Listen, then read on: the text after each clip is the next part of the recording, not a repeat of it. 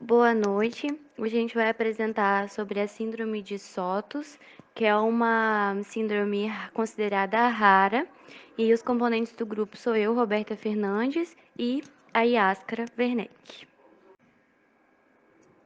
Bom, a doença de Sotos, ela vai ter como característica principal o retardo mental e aspectos físicos, principalmente faciais, que são muito característicos. O retardo mental, ele pode ser de leve a grave e mesmo em casos mais brandos, ela ainda assim vai ter déficit cognitivo. A prevalência dela em todo o mundo é determinada por testes moleculares e estima-se que de 1 a 9 dividido por 100 mil pessoas vai ter, ou seja, é uma síndrome considerada rara. O padrão de herança dessa doença é autossômica dominante, ou seja, o indivíduo afetado tem 50% de chance de transmitir para os seus filhos. Não tem relação com grupos étnicos, porém, existem lugares onde falam que existe uma frequência maior na população japonesa, principalmente quando a gente retrata de delação total ou parcial. Quando não vai ser delação total, é só mutação de ponto, aí elas vão ser mais frequentes em outras populações. Prevalece mais no indivíduo do sexo masculino, porém cerca de 95% dos casos ocorrem por causa de uma mutação gênica e não de uma é, doença hereditária. Agora eu vou falar sobre a epidemiologia dessa síndrome. A maioria das pessoas que elas vão possuir a síndrome de Sotos, elas vão ter uma alteração, ou seja, uma mutação na herança do gene chamado NSD1, que fica localizado no braço longo do cromossomo 5. Entre outras coisas, acredita-se que o NSD1 regule a atividade de outros genes envolvidos no crescimento e também no desenvolvimento. Em algumas pessoas é encontrada translocações, ou seja, troca de material cromossômico, que vai ser do cromossomo 5 a outros cromossomos. Ela não tem cura, porque ela é uma doença genética, como eu já disse, que vai ocorrer isso no gene NSD1, e ela pode ser uma mutação de ponto ou uma deleção de uma ou duas pares de bases dentro desse gene. É uma doença que ela é herdável, então se uma pessoa tem a doença, ela pode passar isso sim para os seus filhos. Ela é autossômica dominante, como eu já disse anteriormente, sendo assim, basta que um dos pais, né, tenha essa alteração para que o filho tenha e manifeste a doença. Tem um padrão alto de casos que a gente chama de decorrente de mutação de novo, ou seja, ela não vem nem do pai e nem da mãe, ela é um erro genético durante o desenvolvimento do embrião, principalmente nos gametas do pai ou da mãe, que tem uma deleção ou quebra do cromossomo, como eu já disse. E aí, pais saudáveis que não vão ter a doença, eles vão ter um filho doente. E isso não vai ser de caráter hereditário, e sim, ele vai ter uma mutação na geração que vai fazer ele ter essa doença. Então, ela é uma mutação que ela não é só herdável, como também você pode ter ela mesmo tendo pais saudáveis. Todo mundo está sujeito a ter essa alteração, e isso ocorre durante a meiose, na formação do óvulo da mãe ou do espermatozoide do pai. O indivíduo, ele é formado com essa alteração como resposta a uma radiação que os pais possam ter sofrido, ou algum medicamento que tenha a capacidade de quebrar, né, o DNA. E aí vai acontecer isso, mesmo os pais sendo saudáveis.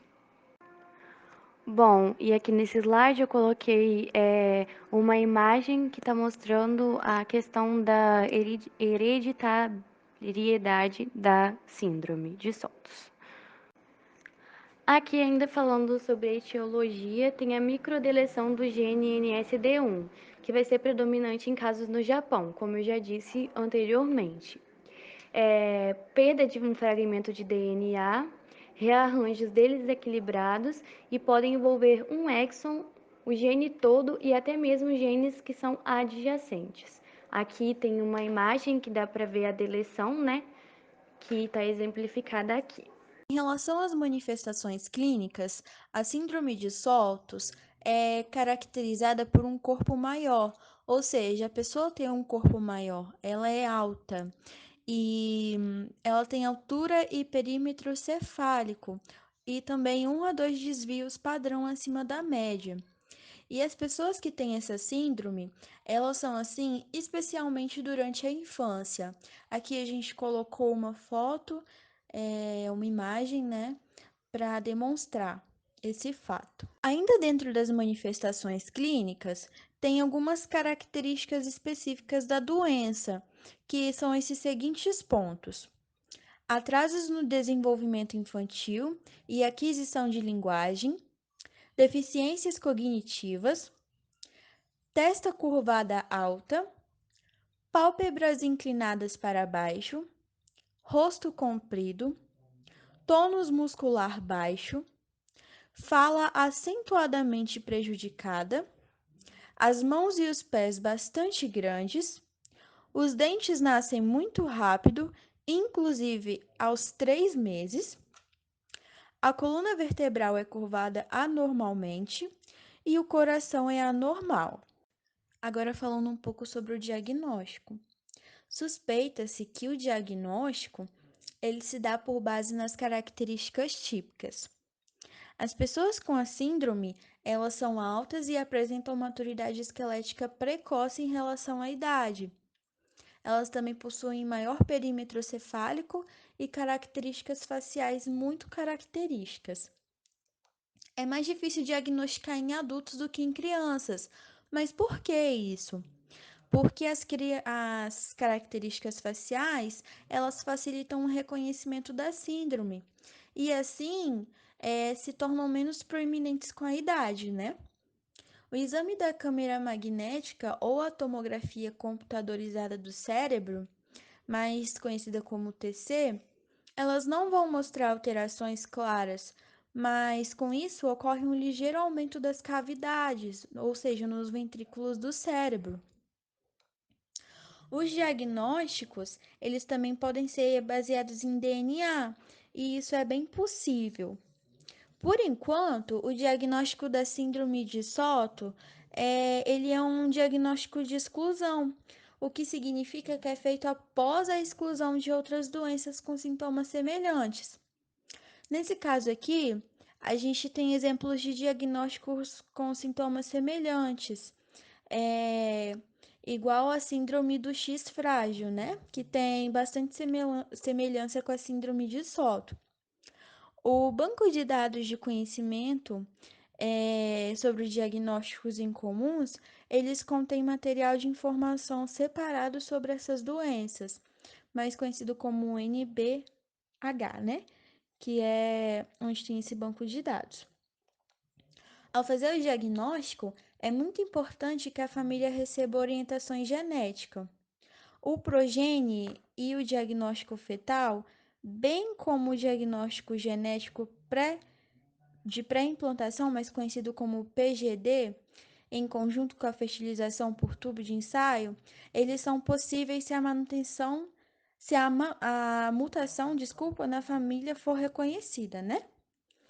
Vale ressaltar também que não existe teste específico para diagnosticar a síndrome de Sotos, porém deve-se pensar neste diagnóstico que é sempre clínico, né? Vale frisar aqui, quando o paciente ele apresentar macrocrania, aceleração do crescimento, alterações comportamentais associadas a graus variáveis de retardo. Agora, no tratamento e acompanhamento, nós decidimos frisar alguns pontos aqui no slide. Não há cura para a síndrome de Solts.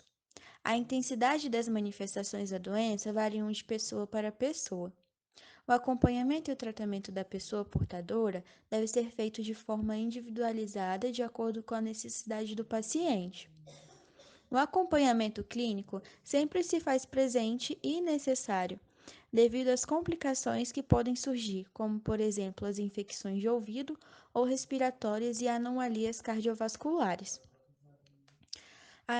No tratamento, como as crianças vão ter uma déficit cognitivo, ela vai apresentar um atraso no desenvolvimento da linguagem. Então, quais são os tratamentos? Os tratamentos é o acompanhamento com dentista, né?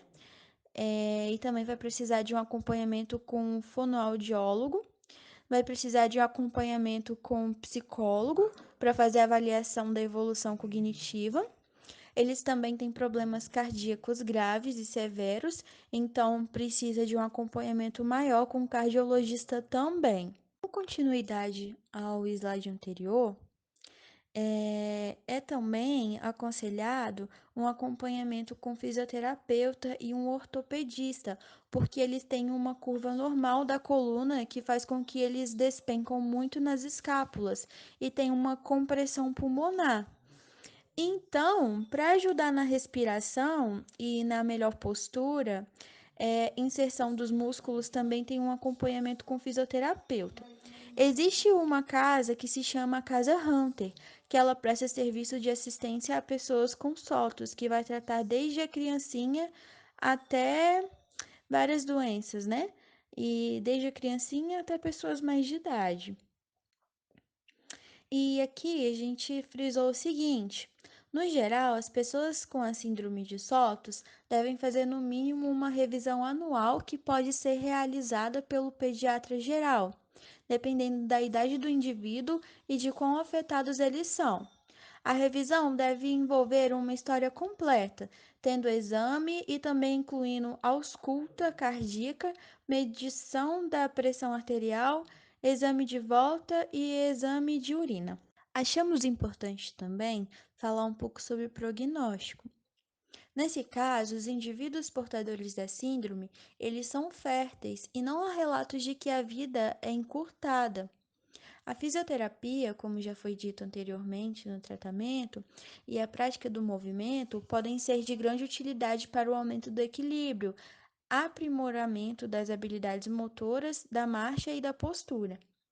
A psicologia pode ajudar trazendo benefícios a partir de conselhos envolvendo os problemas comportamentais e sociais durante a infância e a imaturidade em adultos.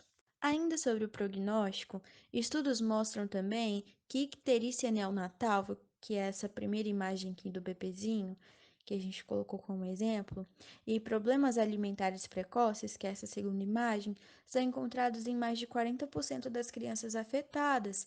Sendo assim, talvez sejam relacionados a dificuldades durante o parto desses bebês. Além disso, uma vez que ainda não foram encontrados marcadores diagnósticos específicos para o quadro, é difícil estimar a prevalência da condição. No entanto, né, foi descrita uma discreta predominância da ocorrência no sexo masculino. Como curiosidades, a gente trouxe, né, que foi descrita a predominância da ocorrência dessa síndrome no sexo masculino, 95%, como eu disse. Os portadores dessa síndrome, que é a síndrome de Sotos, eles são propensos a desenvolver tumores, mas pelo que eu vi na literatura, 3% a mais do que as pessoas normais.